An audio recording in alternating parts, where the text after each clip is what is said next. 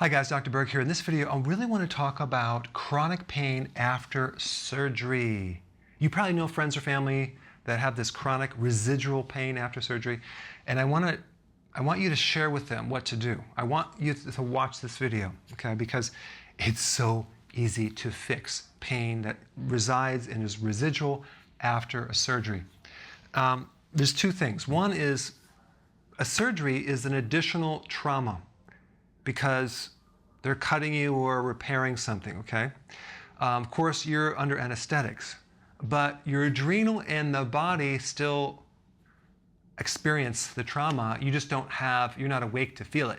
So it is a trauma, it's necessary, but it creates more trauma many times, okay? So instead of showing you how to treat every single possible surgery that someone would have and what to do, I'm going to give you a principle and then show you a couple so you can think with it.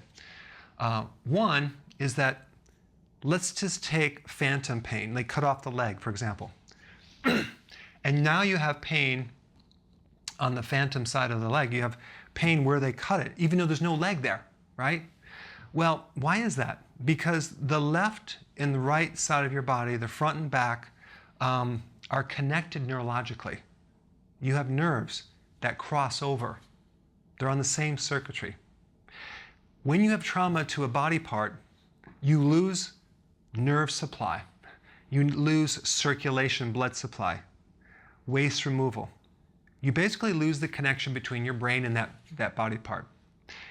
What happens is your body will set up a kind of a stuck flow where now it's constantly hurting, constant inflammation. It won't heal. Now, in the case of a leg being removed, you're just sensing where that leg was, but it's hurting right where you had the leg, which is fascinating, but it happens a lot. So here's what the principle is. What you want to do is never do therapy on the same location where you had the surgery. Do therapy, massage, acupressure on the mirror image. Now, if you've been watching my videos, you already know this, but the mirror image, why?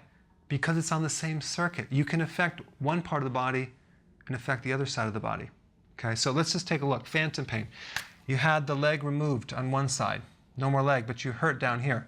You do massage on the opposite leg, okay? And watch how the pain goes away.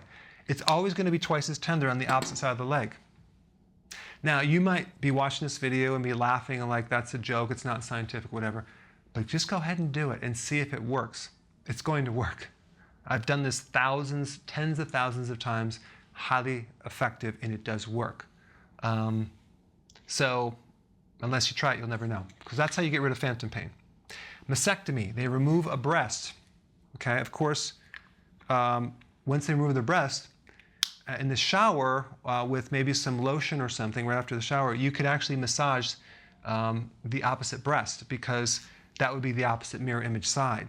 It'll be tender on the good breast, and what will happen, you'll actually knock out the pain on the area where you had the mastectomy. So that's how you would do that one. Hernia. Let's say you had a hernia down here on the left lower side of your abdomen. Just massage on the mirror image on the right side of the abdomen. Okay? And when you're talking about massage, it can be a gentle, irregular motion. It doesn't have to have any pattern to it. You can do it with a massage tool, your hand. You can do it with a vibration tool, whatever. Now, let's say you had a damaged pelvis on the left side of your pelvis. Just work on the opposite side, on the pelvis, okay?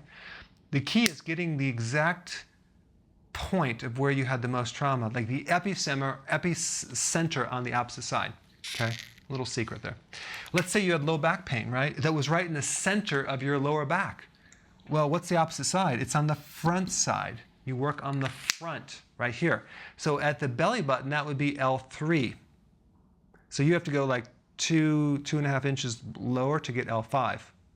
And when you work on that area, you'll find like, wow, it's tender right on that spot, because it's always going to be tender on the opposite side.